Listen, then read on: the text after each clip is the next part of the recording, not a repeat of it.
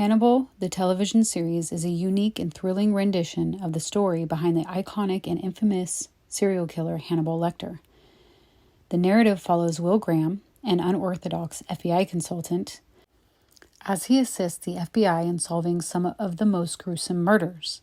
Graham has a unique ability to put himself into the killer's frame of mind and embody the murderer and the murders as he reconstructs each crime scene inside of his mind.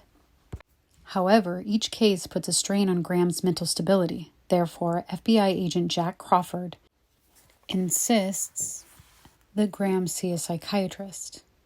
Crawford unwittingly seeks out counsel from the one and only Hannibal Lecter, who has an agenda of his own. Unfortunately, Lecter is an exceptionally intellectual psychopath who has a dangerous curiosity of human behavior and for behavioral science, accompanied by a palate for human flesh.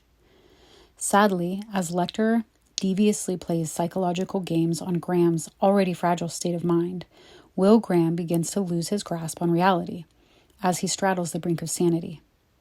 Graham, along with several others, becomes collateral damage to Lecter's sick and twisted psychological experiments. There are so many aesthetically rich scenes in this series. However, after several hours of debate, I finally decided to choose the crime scene in episode 4. In this sequence, a family lay murdered at a dinner table. Will Graham reconstructs the crime scene in his mind, and despite the horrific scene, it is creative and visually stunning. Honestly, you almost look past the reality of the brutal murders because of how aesthetically pleasing it is. And for this scene, the aesthetic elements I want to focus on are framing, editing, lighting, color, mise-en-scene, and sound. I'm going to put a link to this scene in the description of this video. First, I want to talk about framing and editing and how each shot is purposely framed to draw our attention to a specific thing, and how different framed shots can reveal more information, and how the shots are juxtaposed to tell us a story without drawing our attention to the editing itself. For instance, we begin this crime scene with a close-up shot of decaying meat filled with maggots. Instantly, we ingest this grotesque image. Maggots decay, and rotting meat communicate death. However, it is too close of a shot to see what kind of meat we are looking at, so we infer that it is most likely decaying human corpse that we are looking at. In fact, we are already expecting to see a decomposing body in the next shot. With this single shot, we know the what, and the what is death. Next, I want to look at the light in this shot. There is a hard white light coming from the top left, creating a nice rim light on the maggots as well as the decaying meat. It is an interesting and high contrast shot. In addition, we can only assume this is motivated light since we cannot yet see the source of the light. Now, I want to talk about color in this scene. In this scene, the 4 main colors are green, blue, orange, and red. It seems that they use these colors because they are contrasting colors. For instance, green and red are on the opposite sides of the color wheel, and blue and orange are also on the opposite sides of the color wheel. Thus, both sets of colors are contrasting colors, much like Graham's mental stability. Therefore, this is a wonderful technique to give us a subliminal visual cue that there is a constant push and pull inside of Graham's mind. Furthermore, the color red in this scene is also vastly different than the ever-so-present blues, greens, and oranges. It brings darkness to the scene. It also conveys love as well as death. So the color red not only represents 2 vastly different things, but it also completely clashes with the bright colors in this scene, creating a beautifully chaotic visual masterpiece. For instance, in this close-up shot of the decaying meat filled with maggots, right away we see the colors orange, blue, and green. On the meat, there is some green and blue mold, and the maggots are an orangish color. In addition to the colors present in this shot, there's also a bluish-green color grading over the entire first sequence. In this shot, you can see the cool overlay of a bluish-green hue. This could also be in the category of editing as well, since color grading does happen in the editing room. However, I chose to group it with color because there is a shift in the color grading, and I believe that shift is significant and it fits in more with the colors because the color grading matches the physical color theme in this scene. Finally, mise-en-scene and sound. We see only the maggots and decaying meat, but we hear this ominous drone sound. It is high-pitched, scary, and creates anxiety. The sound adds to the feeling of doom. Overall, all of these aesthetic elements are used in the first shot to create fear and give us a certain feeling, and it only gets better from here. Then the next shot is a medium shot of the same decaying meat, but the framing of this shot reveals more of the story. Now it is clear that we are looking at a piece of rotting food on a dinner table. So we were tricked a little because the next shot wasn't a rotting corpse. However, this shot still confirms that death is the what. In fact, this shot still speaks volumes because we know that this table would not be left like this if the owners of the house were present. So we know that something is not right, even if we don't know exactly what it is yet. So either these people left in a hurry for some unknown reason, or they are no longer living to clean the mess. Either way, it's not good and we know it. The lighting is pretty much the same, but with additional items, we get some visually interesting and beautiful reflections. In addition, it reveals more of the four colors: a bowl of orange sauce with green and blue mold, and the very edge of a glass of moldy orange juice, all sitting on a very dark saturated red tablecloth. In addition to the actual colors that are used on set, there's also the greenish blue hue over the entire shot as well. The sound, again, is an even higher pitched, eerie drone sound that creates more tension. However, the mise-en-scene in this shot is what really tells the story. For instance, it tells us that this is a dinner table because of the food items itself and the place settings. It tells us that this family sits down for home-cooked meals. It tells us that they have not yet eaten, so they were interrupted before they dished up. And it tells us that they are well off financially because of the type and condition of their dishes. Next, the meat shots are juxtaposed next to two shots of family photos, splattered with blood. A family portrait with a seemingly perfect family rests nicely on a red wood backing. And after that shot, we see four family photos neatly arranged on a side table, also splattered with blood. These two shots reveal the who, and the who is this family. And judging by these photos, we are looking at an upper middle class family, a married couple with 3 children. 2 girls and 1 boy, and we can see that the mother and the son are very close because they're holding hands in the family portrait. The framing of the second shot pulls our attention to the little girl in the front. She is in focus and framed almost dead center. We now know that tragedy has struck this family, but we aren't sure yet which member of this family has lost their life. Is it this little girl? Furthermore, the light is coming from the left, even though there are some nice reflections from the picture frames. It is fairly soft and well lit. The light isn't exactly the most interesting factor in this shot, and the sound in this shot hasn't changed much either. However, we do see our 4 colors again, and that is an interesting element. Then we move to our next shot, and it is a long shot of the meat. It is still framed in the center, and it is the main focal point. But the camera slowly zooms out to an extreme long shot of the meat, that is, and it reveals much more information around our decaying meat. And the information provided is that 4 people lay dead face down in their dinner plates. It may seem like a weird concept because the meat is no longer the focus of our attention. However, the meat is the star of the show because it is the element that ties these scenes together and serves as the bookends in the sequence. With each shot, the frame around the meat changes, thus giving us more information, which moves the story forward very quickly. In 5 shots, we went from unknown rotting meat to 4 out of 5 members of a family brutally murdered at their dinner table, leaving us with a nagging question: where's the boy? Furthermore, we finally see where the light is coming from. This is motivated light, since we see a large window in the back, and the sound spikes when we first see the meat as the camera zooms back to reveal the bodies. There are pleasing reflections and colors on our table as well. In addition to the items on the table, the clothes that the Turners are wearing have something to say as well. For instance, the 2 girls are neutral colored clothes. They don't have much to say in the scene. Mr. Turner is wearing a blue shirt with a tan jacket. He has a little more to say, but he is not the main focus of this scene either. However, Mrs. Turner is the main focus. She is in dark red. Her hair is red, her lips are red, the bullet wound in her forehead is red, and even the wine glass in front of her is filled with red wine. Mrs. Turner is the only one who is wearing red, because red is the color of love, and I believe it is used to highlight, in particular, a mother's love, the ultimate love, if you will. Furthermore, along with her wardrobe, she is the only one who is looking directly into the camera, and her skin tone is normal looking. She looks alive. For instance, if we compare her to Mr. Turner, his skin is very discolored and bluish green, but she is not discolored in any way.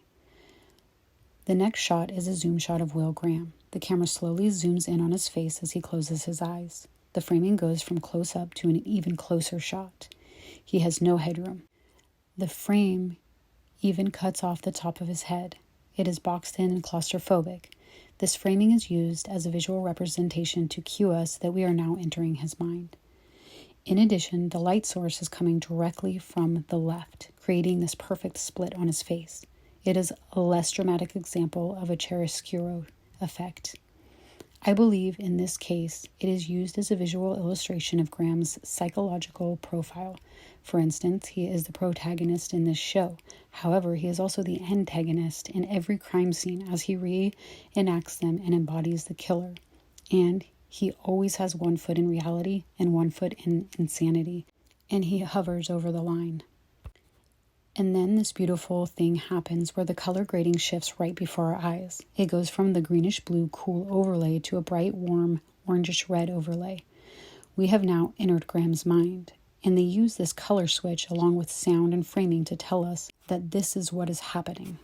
And Graham is no longer Will Graham, FBI consultant. Instead, he is now the killer himself. In addition, the sound in this shot goes from a high-pitched drone sound to a low bass rumble that slowly takes over. It is an audio cue that we will now see what Graham sees. It gives an eerie feeling and lets us know that we are going to see something that affects our perception of reality. It throws us off kilter. Overall, we subliminally expect to enter Graham's mind, and we expect to see what he sees inside his head. And that's exactly what happens. And some very interesting editing is used to illustrate the mental process that Graham goes through as he recreates the crime scene inside of his mind and replays them to solve the mystery. For example, first we see a black screen. Then we see a light bar flash by. It is like an arm of a pendulum swinging by, or perhaps like an upside-down windshield wiper, wiping away certain things with each swipe and returning the crime scene back to its original state before anything happened. With each swipe, we hear a swooshing sound. In fact, the sound reminds me of the lightsaber sound on Star Wars. Maybe that was on purpose. I don't know. In addition, there is a high-pitched drone sound, some chimes, and a thumping heartbeat. It is beautiful and menacing all at the same time. Then we see the crime take place in reverse. We watch as Graham reverses what took place right before our eyes. We see that the red tablecloth was actually a blood-stained white tablecloth. We watch the blood unpuddle and return into the Turners' bodies. We see the blood splatter come off the pictures in slow motion, and the family sit up, so Graham can reenact the crime. The light is warm, soft, and motivated. The colors are bright, beautiful, vibrant, and full of life, even though there is so much death. It ends with a wide shot of the Turners sitting at the table from Graham's, the killer's, point of view. In the next shot, we begin on a close-up of Graham, and we zoom out while he begins to reenact the murders and explains what happened to the Turner family. He places himself in the killer's mindset, and he puts himself in the killer's physical place at the head of the table. As the camera zooms out, the framing goes from a close-up of Graham all the way out to a long shot where we can see the entire dining table. The Turner family sits still and emotionless while Graham talks us through the killer's thoughts and the way the murders took place. The only one looking at Graham is Mrs. Turner. Then there's an over-the-shoulder shot of the little girl and Graham, followed by the reverse over-the-shoulder shot. This editing technique is used not only to add a little more to the story by showing how controlling the killer is, but it also is used to hide a jump cut. There is a shot where the camera starts on Graham and zooms out, and the next shot starts far away and zooms in. So if they did not add this shot in between, it would create a jump cut that would draw our attention to the editing. I think it's also worth noting that the little girl in this shot is the same little girl who was in the photo that our attention was drawn to earlier in the scene. This was done on purpose. They could have used the other little girl for the over-the-shoulder and reverse shot, but they chose to use this little girl, and they chose to bring our attention to her earlier in the scene by framing her photo in the center of the frame. Since I already talked a little bit about lighting, I'm going to leave that be for this shot. However, I do want to talk about the color. I want to point out just how present our colors are, especially the blues and oranges. For instance, Graham's face has an orange hue. He is wearing a blue jacket, and he has a blue and orange plaid shirt on. Behind him is a blue and orange painting. And the last frame of this shot, in the background, the left side of the frame is lit with an orange light, and the right side of the frame is lit with a blue colored light. It is a beautiful, clever visual representation of these contrasting colors. For example, the left background lit with orange and the right background lit with blue illustrates this push and pull, the duel, the battle. Then, in the center of the frame, the painting behind Graham has these two colors mixed together and dancing in an abstract and captivating manner. The next shot is the same shot as the one before, but it goes in reverse. Instead, beginning with a close-up of Graham and ending with a long shot. We begin with a long shot and move into a close-up. However, there are some more interesting shots and sound design added. For example, we see some beautiful extreme close-ups of Graham's eye, while we hear the sound of gunshots and screaming. This allows us to understand what happened to Mr. Turner and the two children without actually seeing the murders take place. I believe this is a good and effective editing technique for a few reasons. One, it saves time and money. That's less blood, less effects, less crew time, less days of work, less actors, etc. Also, the next reason is just my own personal belief or feeling, if you will, but no one wants to see a child get murdered, even if it is fake. I feel that there is a line that should not be crossed, and implying a child was murdered is unsettling and horrible, but seeing a child murdered is unacceptable. I couldn't watch it. I also wanted to note that blue and orange are even present in the extreme close-up shot of Graham's eye. In fact, it mimics the abstract painting that hangs on the wall behind him. Coincidence? I think not.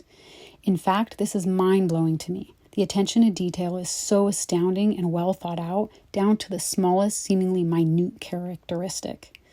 But all of these well thought and beautiful aesthetics are what makes this show so powerful and visually stunning. The final sequence of this scene is the murder of Mrs. Turner. We see her die in real time. Seeing her death alludes back to her importance in this story, her position as a mother, more specifically the killer's mother. She gave him life and he took hers. We also learn that it is her blood that covers the family photos, which serves as a nice close to the crime that Graham has recreated inside of his head and addresses and closes the how. I also wanted to add that throughout this scene, there is a beautiful rim light on Mrs. Turner, making her seem angelic and highlight her importance in this scene. Finally, we end this scene with a color shift and clever editing to bring us out of Graham's mind and back into reality. For instance, not only does the color rapidly shift the warm red-orange hue back to the cool blue-green hue, but the framing and camera position abruptly change as well. This choice rips us out of Graham's mind and catapults us back into the real world. The real world in this scene, that is. Overall, this scene has all the aesthetic elements, and they are all well thought out and flawlessly executed, both individually and as a whole. And although there are several more aesthetic elements that I did not talk about, I believe that editing, framing, color, lighting, sound, and mise-en-scene were by far my favorite aesthetic elements, and I feel that each one of these elements were invaluable to the entirety of this scene.